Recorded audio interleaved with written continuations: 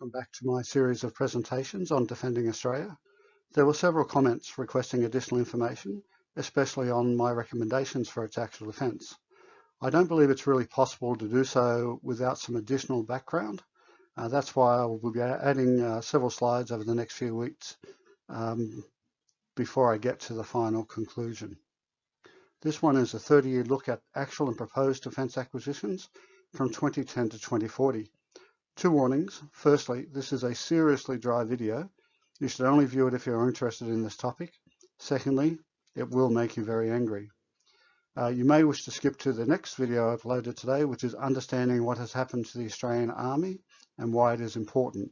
I call it the gutting of the Army. Then we look at understanding the threat from China, how and why.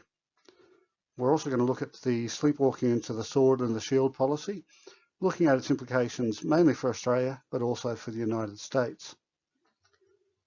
Then we'll be looking at the defence bureaucracy. This should upset quite a few people, both insiders and outsiders. And then finally, we'll look at moving from the current strategy of denial under the DSR to one of attrition.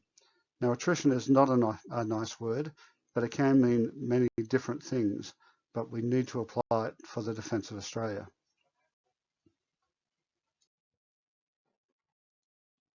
Now, this video is about the cost of Australian defence procurement. That is, the cost of the equipment the ADF needs to defend Australia. As I said, I believe it will make you very angry by the end. This video is not an argument against defence spending. We must all remember that the greatest humanitarian catastrophe any nation can experience is war within its borders. It must be avoided at all costs. But the money we spend must make Australia safer. It is not an unreasonable question to ask whether what we're currently spending is making Australia safer, or alternatively, if we spent significantly less, how much difference would it make to our security? If it makes no or very little difference, then should we not spend this massive amount of money on schools and hospitals? Before we can answer it, we need to understand the scale of spending and the degree of any waste. This video wants you to decide whether that is the case by presenting the details as best I can. There will be mistakes. Just remember, I am on my own here, and you will not find a presentation like this anywhere else. In earlier videos, I discussed how difficult it is to understand geographic scale in planning for the defence of Australia. This time, I am largely looking at timescale. Generally, we tend to gloss over the delivery dates mentioned in the odd press release from on high. One example is the Defence Strategic Review. Few would disagree, an absolutely key feature of the DSR is the AUKUS submarine program. Let's give their timescale some relevance. The AUKUS program was announced on the 15th of September 2021. On that day, around 1,000 babies were born in Australia. By 2040, the end of the period covered by this video, they will have finished high school and many will have commenced university. They will all have had the vote for 2 years, and they still would not have seen an AUKUS submarine. By the early 2040s, some will have a university degree, perhaps a master's. If there are any delays to AUKUS, almost guaranteed, they may even have started or perhaps finished a PhD. Some will have children of their own, and neither they nor their children will have seen an AUKUS submarine. It is even possible that they will see their own children start before the first AUKUS submarine is commissioned. Sadly, about 40 would have died as adults before then. Of course, at the moment, Australia may receive its first of 3 Virginia-class submarines built in America starting sometime after 2030. Still, in terms of timescale, Australia may receive them in time for our 1,000 Australians to already be well on the way to completing high school. Note that this video is not looking at the cost of training, pay, or the many exercises and deployments funded in the defence budget. Instead, it is only looking at the section of the budget for defence acquisitions. In 2023, the total cost of defence was just over $51 billion, while the acquisition budget was $15.7 billion. So this video is only looking at the $15.7 billion spent on major defence purchases, but note this also includes expenditure on upgrades and new personal equipment. Also note that wherever possible, I use actual expenditure for the previous year as quoted in either additional estimates or the defence budget. The time period for this video starts in 2010 and goes up to 2040. It is not an arbitrary period, but instead begins with the start of Chinese military expansion to when the AUKUS submarines are scheduled to start arriving. The video was delayed in order to include this year's defence budget. The format will, in general, quickly move through each individual year. It will show that year's major acquisition budget with the year-to-date total. Then it will show the actual cost, also with the year-to-date total. It will show what ships were commissioned that year, as well as planes and AFVs, though they will show the full total on the year the majority were delivered or scheduled. As noted, I am also going to include major projects such as upgrades to the Anzac frigates, also in one year. This will skew the numbers a little for items delivered over several years, but doesn't change the actual cost. Also, to simplify things, I will refer to the 2010 to 2011 budget as a 2010 budget, and so on. One last note. In 2010 and subsequent years, Australia saw the end of several procurement programs started under the Howard government, 1996 to 2007, especially the RAAF Super Hornets and the air warfare destroyers and the Canberra-class amphibious ships. They are the largest ships in the Royal Australian Navy. A significant cost of these major purchases of planes and ships came out of budgets prior to 2010. However, for this presentation, the full cost is included on the year they went into service. I am trying to make this look as good as possible for defence, but in the end the numbers remain frighteningly bad. In 2010, the budget was $5.8 billion. It had grown steadily in the previous years, mainly due to the commencement of naval boat building programs and the start of acquiring new aircraft. However, in 2010, there were no major acquisitions. In 2011, the budget dropped back to its more usual levels, and that's despite the final budget for the wedge tails coming in at nearly $4 billion.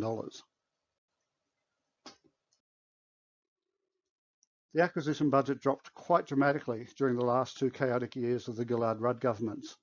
The $3.3 billion cost of the Super Hornets, plus same again on another 4 Globemasters and 5 air refueling tankers, was way more than this year's budget.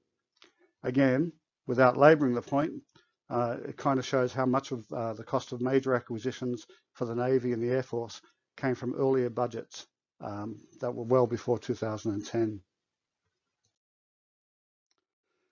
The only real benefit of 2012 and 2013 was that it delayed when the acquisition budget would reach $100 billion. In 2014, the acquisition budget nearly doubled. It was to remain in the range of $10 to $11 billion for 6 years. This increase did not result from changes in Australia's strategic policy, nor from new acquisitions announced in the last few years. It was largely due to commitments from earlier decisions to build the Canberra-class ships, the impressive Hobart-class ships, and acquire the F-35s. All were made around 2000, but their ongoing costs were unavoidable, especially due to any political fallout from job losses if shipbuilding was cancelled. This year saw one of the massive Canberra-class amphibious ships.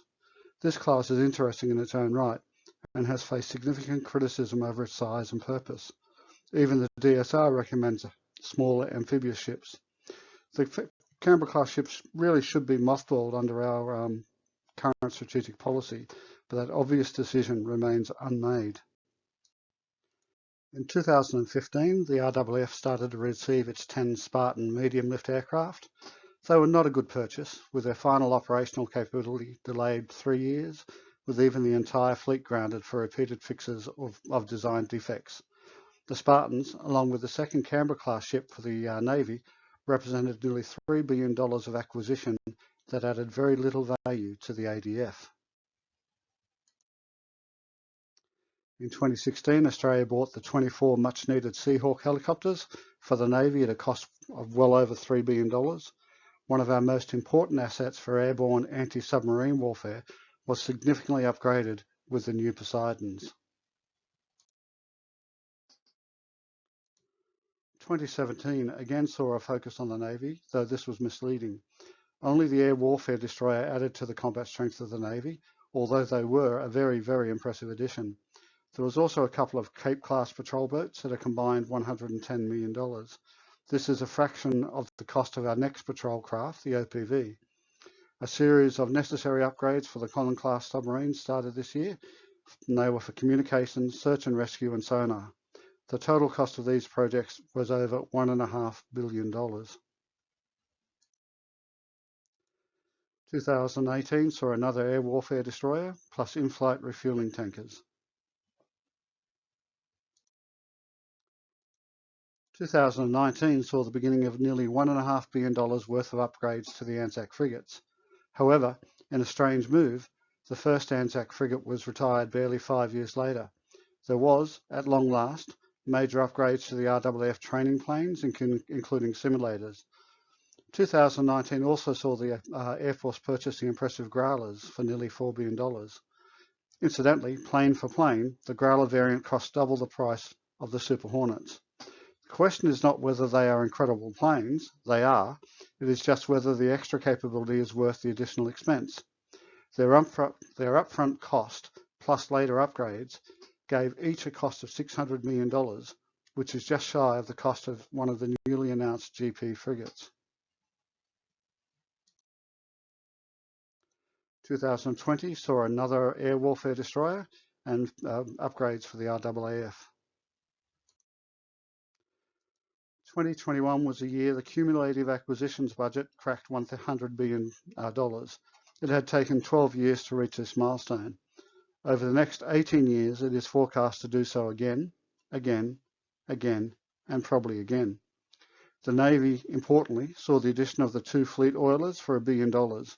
It will be nearly a decade before the Royal Australian Navy is forecast to commission another major ship, and even then, keeping to the schedule for the Hunter frigates remains doubtful. The RAAF's F-35s, at a cost of $17 billion, brought 5th generation of fighters to Australia. 2022 looks impressive, but there is very little in extra equipment, and the spend this year is also relatively low. But there is still some impressive waste ranging anywhere from half to a full $1 billion this year. Much of the expenditure is on long overdue upgrades. In terms of equipment, the Army received more of the outstanding Chinooks, and it was just starting to get the self-propelled artillery that is always needed. Then abruptly, about half the order was subsequently cancelled by the DSR. Oddly, the number of our obsolete towed artillery was not reduced. The Vital Dawn radar network finally started a $1.2 billion upgrade, and we were well on the way to providing updated patrol boats to Pacific Island nations. There are also several projects for updating comms and cyber security. Each lasts multiple years, so I've lumped them all here together with a combined cost of nearly $3.5 billion. Oh, and we received a few more patrol boats. Cyber security is an interesting one. Defence seems to have picked up a lot of the cost for defending Australian infrastructure, yet much of the infrastructure they're defending appears to be private enterprise. I would have thought that the banks and the state governments should have borne a reasonable cost of protecting their infrastructure, but apparently it all comes out of the defence budget. Unfortunately, this year also saw the Australian Army receive the Hawkeye. In the history of terrible waste for defence procurements, this rate's right up there for the top. At this point, I'll just ask you to have a look at the Hawkeye. The diggers may well love it, and it's certainly promoted as their equivalent of the Hilux. There is also a trailer with every Hawkeye, but the problem is the cost. Combined, a Hawkeye and its trailer comes to nearly $2 million. Even the Australian National Audit Office pointed out that the alternative, the American JLTV, was about half the price, but Defence couldn't see it. The American equivalent that the Defence decided to not even consider, originally we were able to piggyback on the cost. The Yanks produced 17,000 vehicles at an average cost of $600,000 Australian each. To put it in perspective, if we could just have reduced our project cost by a third using the American JLTV and still have a comparable vehicle, then we would have saved enough money to completely pay for one of our Navy's new general purpose frigates. 2023 is another busy year, also with a little in the way of increased combat equipment. It saw the beginning of some significant programs, plus the beginning of the end for at least one project Defence would like to pretend never happened. A notable purchase is the Air Force early warning aircraft. One reason they were required was because of the expensive and much delayed disappointment that is the Triton UAV. Although the Peregrine is manned, it is almost the same cost as the Triton, and it provides significantly more capabilities. One sky is interesting. Ignoring that it is more than a decade overdue, or that its original $1 billion budget has blown out by over $3 billion, the problem here is that Defence seems to be wearing a significant part of the cost. Perhaps this is correct, but more likely, it is simply easier to include these items in the defence budget than justified elsewhere. 2023 is the last year of actual expenditure that I can quote. For the next few years, it is defence forecasts, and thereafter it is my forecast. There is a lot forecast to happen in the next 3 years, but almost certainly some time frames will slip. As an example, we may start to see some missiles on order from the States, but final delivery, if not the bulk, will be much later than 2026. The Black Hawks are a much needed replacement for the Taipans. I've listed them here because of this lack of certainty over the delivery dates. Forecasted deliveries include two more Cape-class patrol ships, and the first OPV is due for commissioning. These 3 new ships will provide the Navy with, in total, the additional firepower of around half a dozen machine guns and a small autocannon for a cost to the Australian taxpayer of nearly $1 billion. This year also sees the retirement of an Anzac frigate, and with its departure, there is a net decline in our surface naval strength. A little aside at this point, this is the OPV designed for patrolling Australian, Pacific and Indian Ocean waters. This is the French equivalent for patrolling their Pacific territories. The major difference is the French ships have a flight deck for a UAV, while the Australian can theoretically handle helicopters. At over $750 million each, the OPV are, by far, the most expensive patrol vessels in the world. The Australian ships cost so much more than the French equivalent that the French could actually get 13 of the patrol ships for the cost of just one of our OPVs. While the OPV may have some capabilities superior to the French vessel, at some point you must surely ask if the additional capabilities justify the price. 2025 sees one of the most interesting and successful programs run by Defence coming to fruition, and it was originally known as the Loyal Wingman, and it now provides us with the Ghostbat. It is also incredibly cheap at a project cost to date of under $500 million, with about the same again announced but not yet budgeted. The Ghostbat, if it lives up to expectations, will give us an air and ground combat capable drone. Remember those Triton drones? They had a project cost of $750 million for each one. Australia will get 10 of the much more versatile Ghostbats for the price of one Triton. The Growlers, at $500 million for each plane, get a rather expensive upgrade. The Navy is starting its $1 billion spend to extend the life of the Collins-class submarines. An interesting aside is that this extension was originally in the sustainability budget, as it should be, but was then transferred to acquisitions where it does not belong. It kind of represents the accounting games our Defence Department has to play as it moves money around. The most interesting thing here is that our surface fleet continues its decline. The retirement of another Anzac frigate means the surface fleet has dropped from 11 to 9 vessels, with any replacement still not funded in the budget. We're also spending over $2 billion on new Abrams main battle tanks. While I have never hidden my opinion on the gutting of the Army, this purchase no longer makes sense. There is no role for a main battle tank in the strategy of denial developed by Hugh White and adopted in the DSR. Although I personally welcome the purchase, it seems we're spending billions because cancelling it would simply be a bad look. Spending billions because cancelling it would be a seriously bad look, despite having no place in the strategy embraced by the government. You either have a strategy or you don't. There are several major multi-year Army projects well underway or due for completion or delayed as money is transferred to other areas. I've lumped them all together. Their $4 billion cost includes health, drones, comms, IED, special forces, and infantry equipment upgrades. Bear with me for this one. 2027 sees another patrol vessel and the first of the LOSVs. The timetable I have developed for the LOSV is very generous, as Yank's shipbuilding capacity is only starting to come online for these vessels, and the US Navy has first call. In concept, it is almost identical to the Arsenal ship first thought up by their Navy in the 1980s. While the US Navy is probably the finest fighting force in the world, its naval development history in this century is simply appalling, giving itself the nearly useless LCS and the actually useless Zumwalt destroyers. I remain sceptical that this is the way to go for our Navy, not just because the Yanks have to both get the design right and then build them before we can see them. Prior to the DSR in my book, I actually suggest a similar ship for the Navy, but a much lower cost and focused on protecting the Tier 1 and 2 ships rather than providing additional firepower. In calculating the cost of the LOSV compared to the GP frigates in the government's announcement for the new surface fleet, I've averaged the LOSV as $100 million cheaper, but that is largely irrelevant as the combined cost announced for both the GP frigates and the LOSV is unchanged. You note that I've also included this year the long-range anti-ship and joint strike missiles acquisition that's costing us over $3 billion.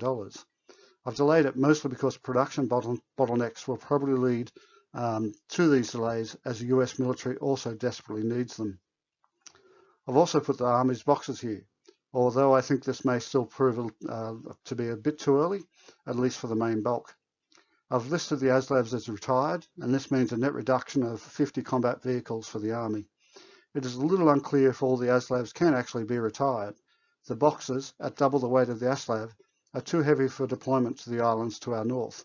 Although we can fly them there, they are simply too heavy for the local bridges and roads.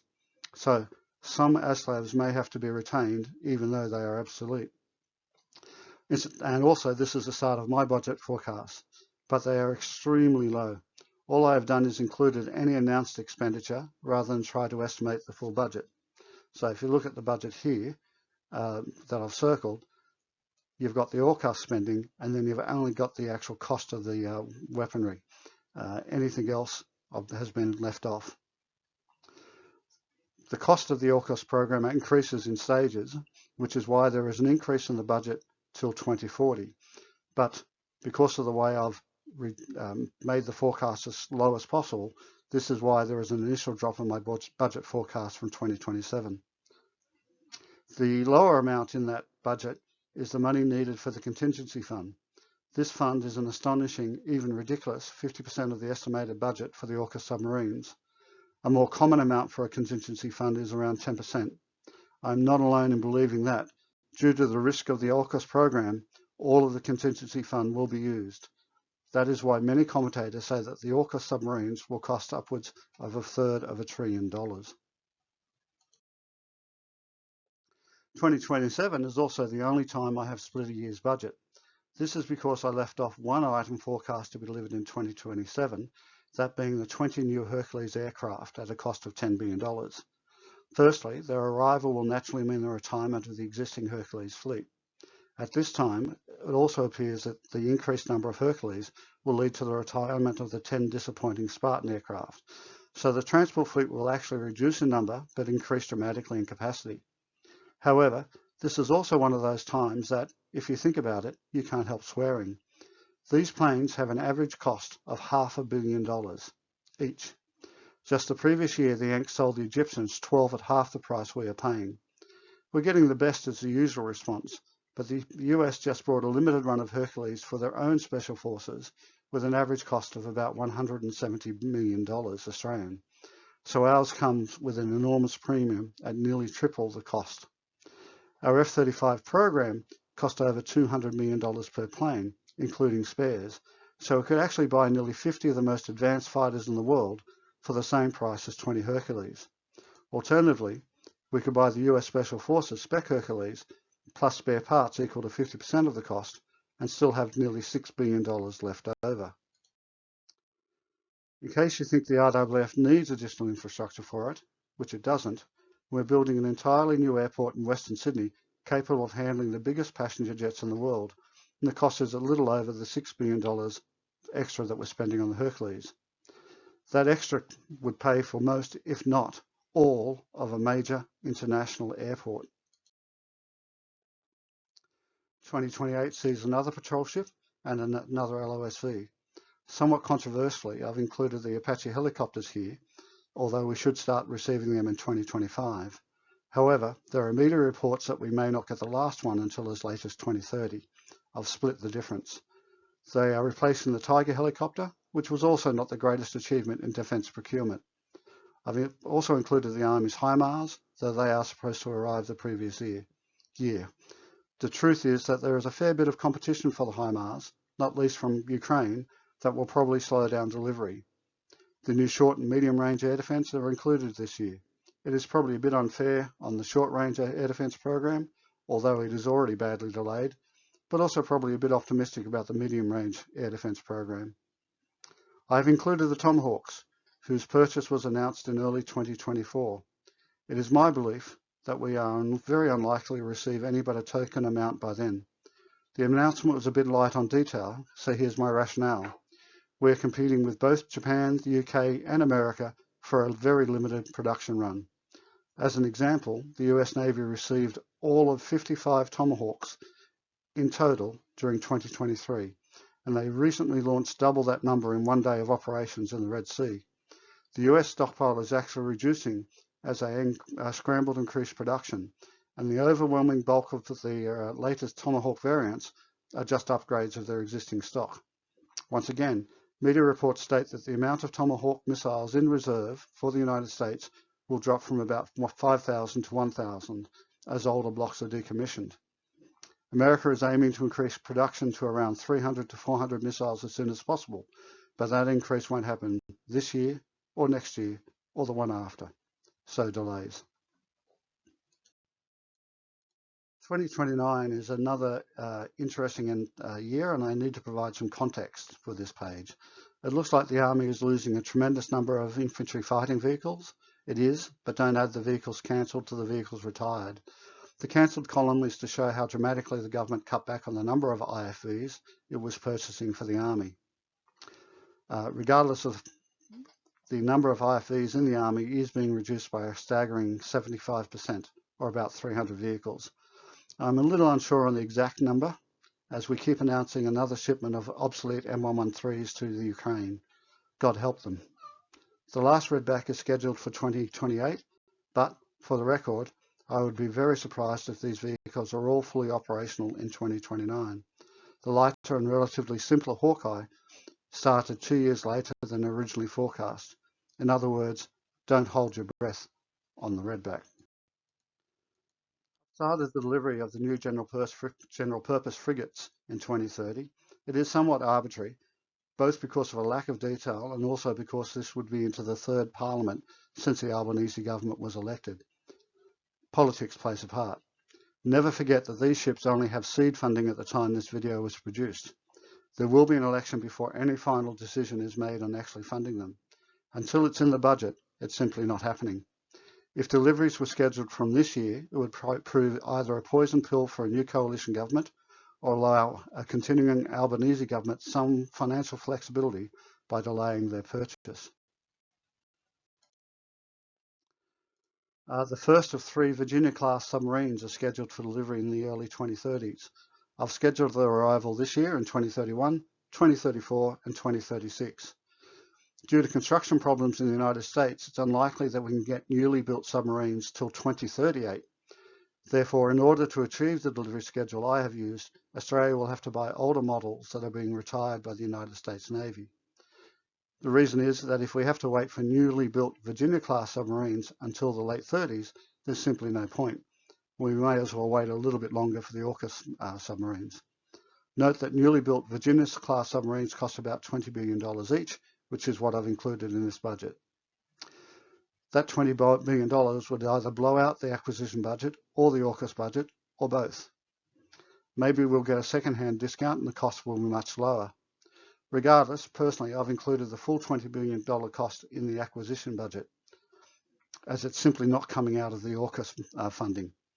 $60 billion takes up every cent allocated to AUKUS for that decade. That is the decade where we finish building the shipyards and machinery and train the workers and organise the supply chain. So the money for the Virginia class can't come from there. In reality, we may have to find another $6 billion a year for old American subs.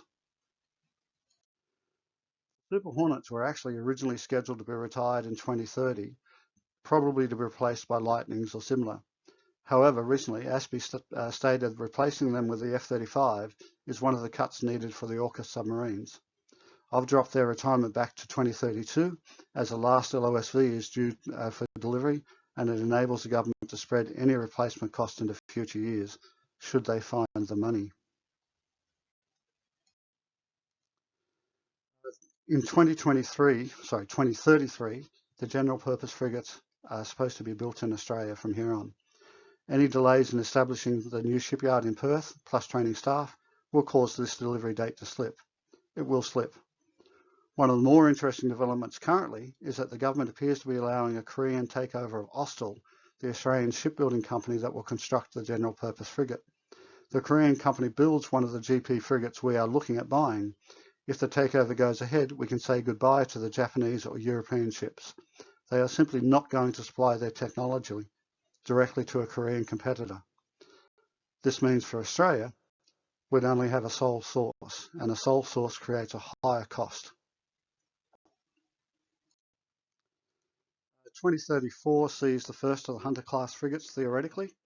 At an estimated project cost of $45 billion, this makes them ship for ship the most expensive frigates in the world, and they will cost more than double the larger and more powerful air warfare destroyers. Some commentators are saying the Anzac frigates will be gone probably between 2034 and 36, simply because of their age and based on when the first two were retired. That would mean that there's a shortfall between our surface fleet between those dates. Another interesting comparison is that the Hunter is based on the Royal Navy's T-26 frigate, shown here, which is designed for high-intensity air and submarine warfare in the Atlantic. The design's pretty well the same. Their cost, about $1.5 billion Australian, or a saving of $6 billion compared to the ships we are building. That's a saving of $6 billion for each ship. Also note that the Royal Navy will have all of its T-26 frigates before we get our first Hunter. Don't ask me why. My book emphasises the need for bureaucratic reform in defence and makes recommendations on how that can be achieved so that these kind of delays and cost overruns are prevented. 2035 will see another Hunter and GP frigate.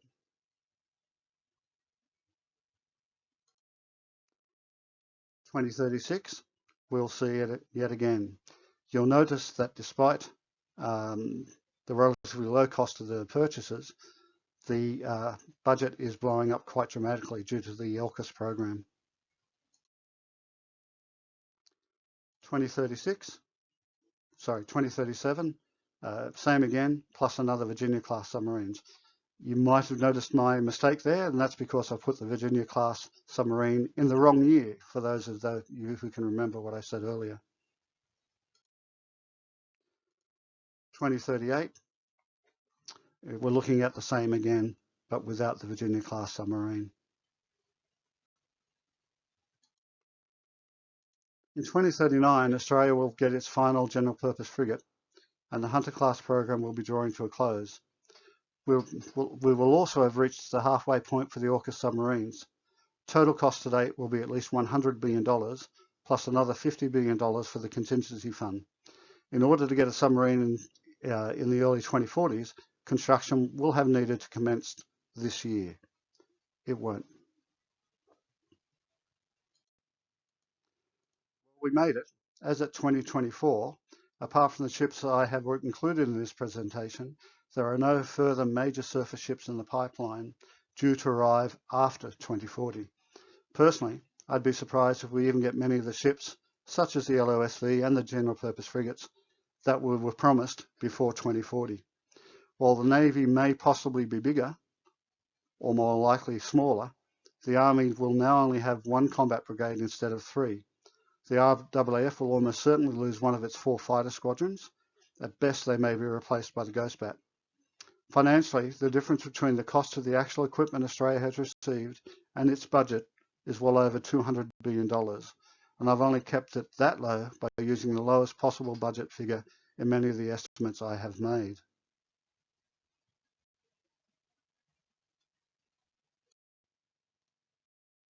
Finally, without labouring the point, actually I am, you may have noticed what is missing. We will actually have spent a minimum of $500 billion on defence by 2040, and it's certainly going to be much higher. On a historical base, a budget of $11 billion, excluding AUKUS, the total budget will be closer to 2/3 of $1 trillion, probably higher, and we are still unlikely to have sent an AUKUS submarine. In fact, the AUKUS forecast budget for all of the 40s, when we actually build them, remains at $9 billion a year. In other words, despite having spent $140 billion by then, we will be spending a minimum of another $18 billion on each submarine, provided there are no delays or blowouts in production costs. Here is an interesting fact. The Australian National Audit Office estimates that the cost of producing ships in Australia is about 30% of their value based on the air warfare destroyer. Unfortunately, this is lower than the 50% estimated cost overrun of the AUKUS program compared to a Virginia-class submarine. So we are looking at it costing us around an additional $100 million building them in Australia. Unfortunately, even for the ANAO assessment, the Hawkeye indicates a cost overrun of over 50%, the Hunter class a cost overrun of over 300%. This means that each year the cost of building in Australia has increased dramatically. This makes even the current premium for building the AUKUS submarines in Australia too low. Yet supposedly, one reason we're doing so, and one of the advantages of the AUKUS programs, is that it is going to employ 20,000 Australians. This is a load of garbage, achieved only by including short-term employments in building infrastructure. Nevertheless, over 20 years, that extra cost for building in Australia equals $250,000 for each of these 20,000 workers. If we sacked all of them, yet paid them $100,000 a year for 20 years to do absolutely nothing, and instead bought the Virginia-class submarines, we would save the Australian taxpayers nearly $50 billion. Or put it another way, the savings could fully fund the entire Northern Territory health system all the way to 2040 and still make 20,000 Australians the wealthiest doll-bludgers in the world. Finally, the ADF for this money will have received nearly 5,000 ships, tanks, fighters, and non-combat aircraft, infantry fighting vehicles, artillery, trucks, and other vehicles including their trailer, including major projects such as health infrastructure, as well as all these weapon purchases. The total cost comes to $266 billion, or only half of the actual budget spent on acquisitions. By 2040, this additional expenditure adds $48 million to each one of those planes, ships, and vehicles. In other words, the next time you see a Hawkeye and its trailer, remember that the ticketed price, which was bad enough, was $2 million. Now consider that the extra money we have spent on defence acquisitions has increased that price of that single Hawkeye and its trailer to $100 million. I told you would get angry. Apart from the Defence Department's budget, there's not actually a lot of sources on this topic. I spend most of a chapter on acquisitions in my book, The Long March to Defeat, plus another chapter on how to achieve bureaucratic reform. ASPI does a review of their annual budget, of Defence annual budget, and their review is outstanding. Their only problem appears to be a little inconsistency between their yearly commentary, but that's a personal opinion not backed by any detailed comparison. That's about it. Of course, you always have the option to discuss these issues with your local MP or state senator. However, given the serious nature of this topic, I probably shouldn't have ended this video with a joke.